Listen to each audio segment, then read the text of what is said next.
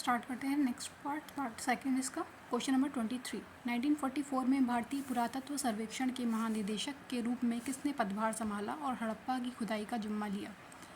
तो correct answer है 1944 में डी रैम व्हीलर, है ना, REM Wheeler, sir Robert Eric Mortimer Wheeler, जिनको मार्टिमर व्हीलर भी बोलते हैं, 1944 में भारतीय पुरातत्व सर्वेक्षण के महानिदेशक का पदभार संभाला और हड़प्पा की खुदाई का जिम्मा लिया।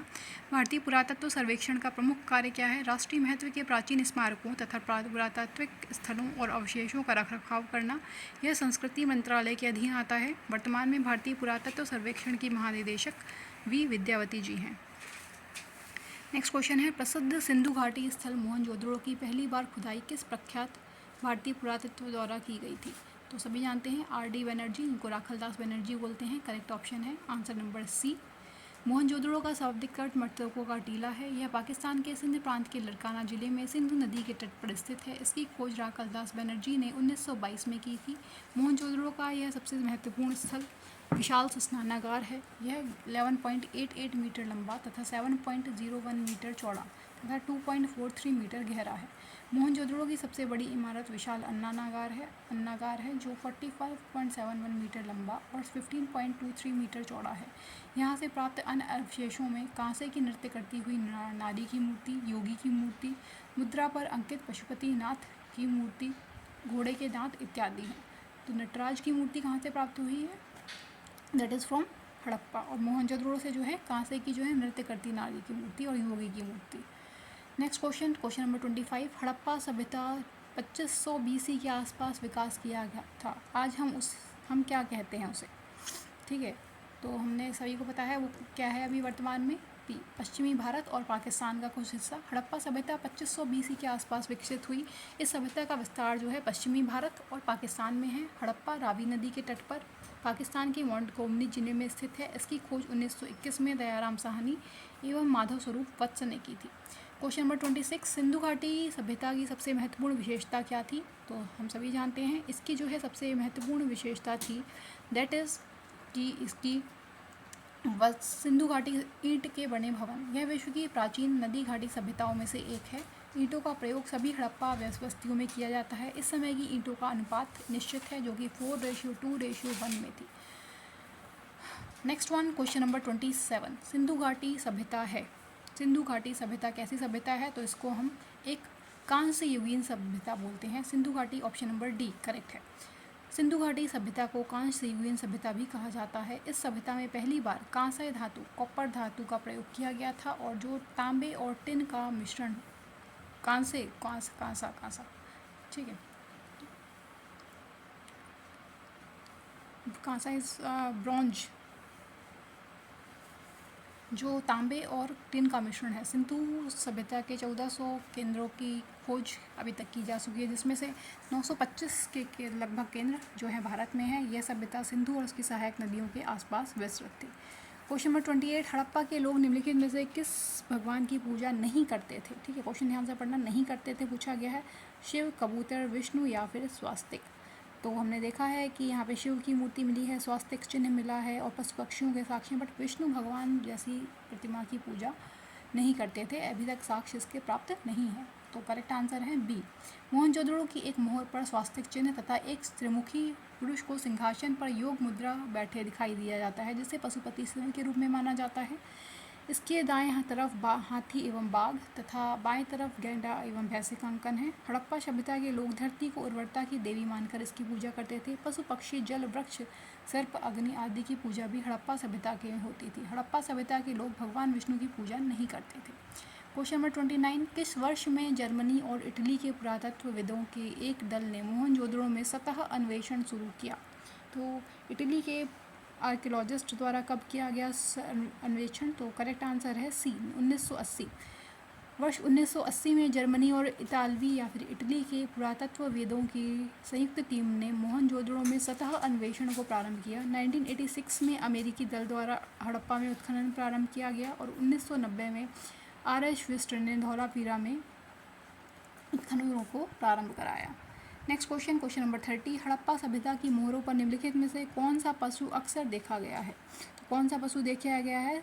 ए बैल। हड़प्पा सभ्यता में पाई गई मोहरें आयताकार, गोलाकार, वर्गाकार एवं बेलनाकार थी। इन मोहरों पर हाथी, गेंडा, बाघ, बकरी व बैल जैसे पशुओं की आकृति विद्यमान थी। उल्लेखनीय है कि हड़प्पा सभ्यता की मोहरें मध्य एशिया के उम्मा और उर शहरों में तथा उसके साक्ष्य मोहनजोदड़ो, लोथल तथा कालीबंगा से भी मिले हैं, जिससे इनके व्यापारिक क्रियाकलापों का बोध होता है।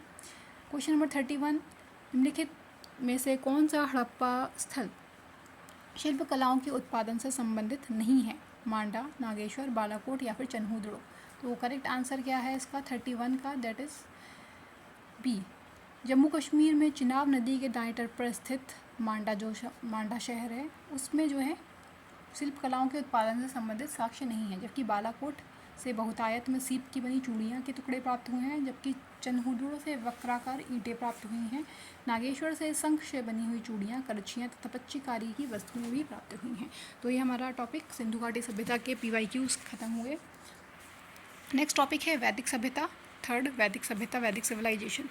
ऋग्वेद में 128 सूक्त हैं, जिसमें से 10 पुस्तकों में वर्गीकृत किया गया है, जिन्हें डैश के नाम से जाना जाता है। तो किसके नाम से? तो हम देखते हैं कि 10 मंडल हैं। ठीक है, तो करेक्ट ऑप्शन है ए, मंडल। ऋग्वेद में 128 सूक्त हैं, जिन्हें 10 पुस्तकों में वर्णित किया गया है, जिन्हें मंडल के नाम से जाना जाता है। क्वेश्चन नंबर 33, सबसे पुराना वेद है। सबसे पुराना वेद आपको पता है ऋग्वेद है, ऑप्शन नंबर डी। ऋचाओं के क्रमबद्ध ज्ञान के संग्रह को ऋग्वेद कहते हैं। ऋग्वेद सबसे पुराना वेद है। इसमें 10 मंडल, 128 सूक्त, बालखिल्य पाठ के 11 सूक्त एवं 10 462 ऋचाएँ हैं। हालांकि मंत्रों ऋचाओं की संख्या के बारे में विद्वानों में मतभेद है। इस वेद की ऋचाओं के पढ़ने वाले पुरोहित को होत्र कहते थे। विश्वामित्र द्वारा रचित ऋग्वेद के तीसरे मंडल में सूर्य देवता को समर्पित, सावित्र को समर्पित गायत्री मंत्र है। इसके 9वें मंडल में देवता सोम का उल्लेख है। 34 क्वेश्चन, वेदों को इनमें से कौन सा अंग जटिल शब्दों के अर्थ एवं व्याख्या के लिए प्रसिद्ध है? तो जटिल शब्दों का जो है एक तरह से आप समझ सकते हैं उनका एलोबरेशन किस में किया गया है? तो करेक्ट आंसर है निरुक्त। वेदों के अंग को वेदांग कहा जाता है। वेदांगों की संख्या 6 मानी जाती है। शिक्षा, व्याकरण, निरुक्त, छंद, ज्योतिष और कल्प। इनमें से वेदों का अंग निरुक्त जटिल शब्दों के अर्थ एवं व्याख्या के लिए प्रसिद्ध है। जो कठिन शब्द व्याकरण की पहुंच से बाहर थे, उनके अर्थ जानने के लिए ही निरुक्त की रचना हुई। निरुक्त के रचयिता यास्क हैं। यास्क मुनि ने निरुक्त को व्याकरण का पूरक माना है। नेक्स्ट क्वेश्चन है, भारत का राष्ट्रीय आदर्श वाक्य सत्यमेव जयते अर्थात सत्य की हमेशा विजय होती है किस प्राचीन भारतीय शास्त्र से उद्गत एक मंत्र है? तो करेक्ट आंसर है मुंडको उपनिषद, बी। भारत का राष्ट्रीय आदर्श वाक्य सत्यमेव जयते मुंडको उपनिषद से लिया गया है। इसका उल्लेख सम्राट अशोक द्वारा बनाए गए सिंह स्तंभ, जो कि सारनाथ में भी है, जिसे हूबहू भारत के राष्ट्रीय प्रतीक के रूप में शामिल किया गया है। नेक्स्ट क्वेश्चन पे चलते हैं। क्वेश्चन नंबर 36, धनुर्वेद यजुर्वेद का उपवेद है। इसका संबंध निम्नलिखित में से किससे है? तो हम सभी जानते हैं इसका संबंध जो है बी, ऑप्शन नंबर डी, युद्ध कौशल से है। धनुर्वेद यजुर्वेद का उपवेद है। इसके अंतर्गत धनुर्विद्या या सैन्य विज्ञान आता है। धनुर्वेद नाम से क्लियर है, इसके अंतर्गत धनुर्विद्या या सैन्य विज्ञान आता है। धनुर्वेद वह शास्त्र है जिसमें धनुष चलाने की विद्या का निरूपण किया गया है। मधुसूदन सरस्वती ने अपने प्रस्थान भेद नामक ग्रंथ में धनुर्वेद को यजुर्वेद का उपवेद लिखा है। नेक्स्ट क्वेश्चन 37, निम्नलिखित में से किस वेद में संगीत से संबंधित ज्ञान संग्रहित है? तो करेक्ट आंसर है संगीत का ज्ञान, सामवेद, सी। सामवेद संगीत से संबंधित वेद है। साम का अर्थ गान से है। सामवेद में संकलित मंत्रों को देवताओं की स्तुति के समय गाया जाता है। सामवेद में कुल 1875 ऋचाएँ हैं। इनमें से 75 ही सामवेद के हैं, शेष जो हैं ऋग्वेद से ही ग्रहण किए गए हैं। नेक्स्ट क्वेश्चन है 38, वेदों को इंडो आर्यन सभ्यता का सर्वप्रथम साहित्यिक अभिलेख माना जाता है। इसमें शामिल 4 वेदों के नाम ऋग्वेद, सामवेद, यजुर्वेद और चौथा वेद कौन सा है? तो करेक्ट आंसर है ए, अथर्ववेद। वेदों को इंडो आर्यन सभ्यता का सर्वप्रथम साहित्यिक अभिलेख माना जाता है, जिसका संकलन महर्षि कृष्णद्वैपायन वेदव्यास ने किया था। वेद का अर्थ ज्ञान है। इसके कार्यों के आगमन व बसने की जानकारी मिलती है। वेद 4 हैं, ऋग्वेद, यजुर्वेद, सामवेद और अथर्ववेद। इन चारों वेदों को संहिता कहा जाता है। नेक्स्ट क्वेश्चन है 39, मुंडक उपनिषद किससे संबंधित है? तो मुंडक उपनिषद किससे संबंधित है? That is B, Atharvaveda. Mundakopanishad Atharvaveda की शौनकीय शाखा का उपनिषद है। काफ़ी इंपॉर्टेंट है, ये सब तो हम जानते हैं कि मुंडकोपनिषद पढ़ते हैं बहुत बार, बट किससे संबंधित है? अथर्ववेद की शौनकीय शाखा का उपनिषद है। इस उपनिषद में 3 मुंडक हैं। प्रत्येक मुंडक के 2-2 खंड हैं तथा कुल 64 मंत्र हैं। मुंडकोपनिषद को मंत्रोपनिषद के नाम से भी जाना जाता है। भारत की राष्ट्रीय प्रतीक में अंकित सत्यमेव जयते भी इसी उपनिषद से लिया गया है। भारत वैदिक काल की अवधि कब तक चली? तो कब तक चली इसकी अवधि? तो करेक्ट आंसर है 1500 से 500 BC। सिंधु घाटी के पतन के बाद जो नवीन संस्कृति प्रकाश में आई उसके विषय में हमें संपूर्ण जानकारी वेदों से मिलती है, इसलिए इस काल को हम वैदिक काल के नाम से जानते हैं। इसका समय 1500 से लेके 500 ईसा पूर्व तक माना जाता है। क्वेश्चन नंबर 41, यजुर्वेद में यजुर का अर्थ क्या है? जीवन, बलिदान, प्रकृति या फिर सत्य? तो करेक्ट आंसर है क्वेश्चन नंबर 41 का यजुर का अर्थ सी बलिदान से है। यजुर्वेद में यजुर का अर्थ बलिदान से है। यजुर्वेद हिंदू धर्म का एक महत्वपूर्ण श्रुति धर्म ग्रंथ है। इसमें यज्ञ एवं बलि की प्रक्रिया के बारे में बताया गया है। तो आप उससे तात्पर्य लगा सकते हैं कि यजुर का अर्थ क्या है? बलिदान। यह हिंदू धर्म के 4 प्रमुख धर्मों ग्रंथों में से एक है। क्वेश्चन नंबर 42, निम्नलिखित में से किस वेद में बीमारियों का उपचार दिया गया है? बीमारियों को उपचार किस में दिया गया है? डी अथर्ववेद, जिसका कि उपवेद भी आयुर्वेद है। तो अथर्ववेद में बीमारियों के उपचार के बारे में बताया गया है। अथर्ववेद में मनुष्यों के सामान्य विचारों तथा अंधविश्वासों का विवरण मिलता है। इसमें विविध विषयों से संबंधित मंत्र तथा रोग निवारण, समन्वय, राजभक्ति, विवाह तथा प्रणय गीतों के विवरण भी सुरक्षित हैं। यह अथर्वा ऋषि द्वारा रचित है। तो ये टॉपिक कंप्लीट हुआ हमारा वैदिक वाला। अब नेक्स्ट जो टॉपिक है दैट इज़ महाजनपद काल या फिर महाजनपद पीरियड। तो क्वेश्चन नंबर 43 पे चलते हैं। निम्नलिखित विकल्पों में से गलत जोड़ी का चयन करें। चंद्रगुप्त मौर्य के थे, बिंबिसार गुप्त, राजराज चोल, कनिष्क कुषाण। तो हम करेक्ट आंसर क्या है? बी बिंबिसार।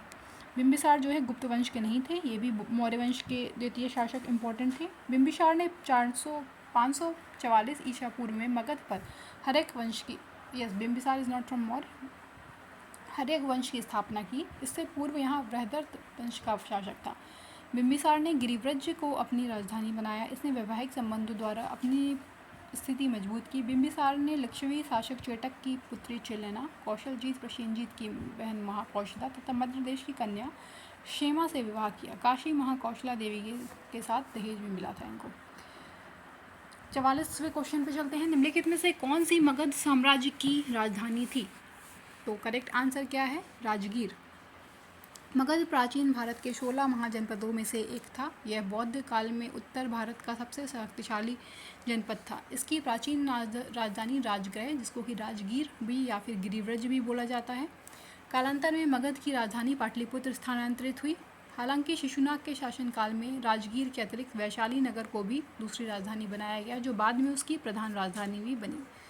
क्वेश्चन नंबर 45 पे चलते हैं। प्राचीन काल में अवध को किस नाम से जाना जाता था? तो करेक्ट आंसर है अवध को हम प्राचीन काल में कौशल। 6वीं शताब्दी ईसा पूर्व में भारतवर्ष 16 महाजनपदों में विभाजित था। प्राचीन काल में जो है अवध को कौशल नाम से जाना जाता था। वर्तमान में यह क्षेत्र फैजाबाद उत्तर प्रदेश में स्थित है।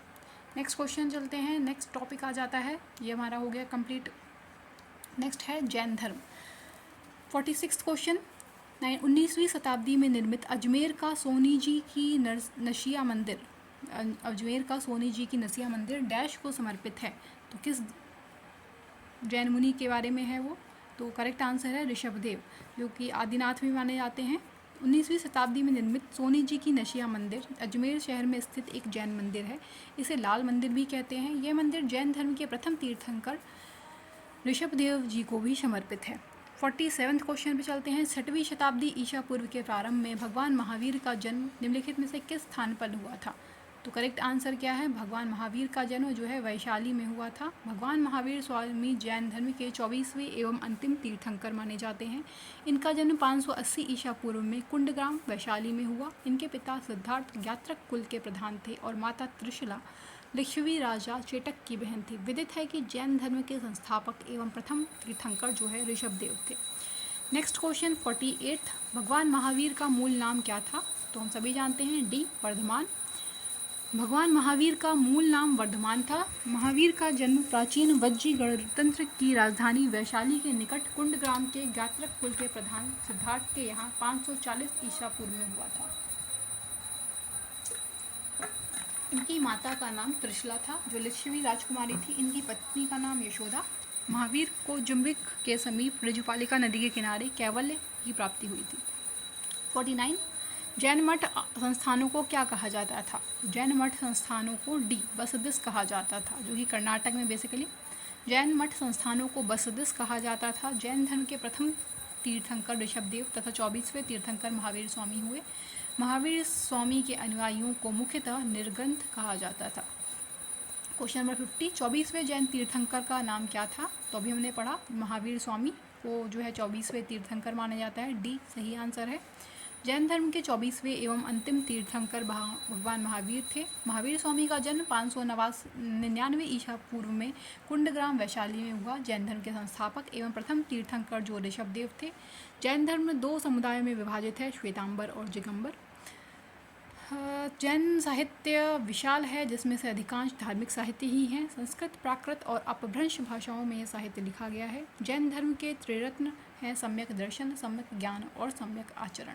51, त्रिरत्न की अवधारणा किससे संबंधित है? तो अभी हमने लास्ट क्वेश्चन में डिस्कस किया, त्रिरत्न जैन धर्म, सम्यक दर्शन, सम्यक आचरण और सम्यक ज्ञान। 51 का बी।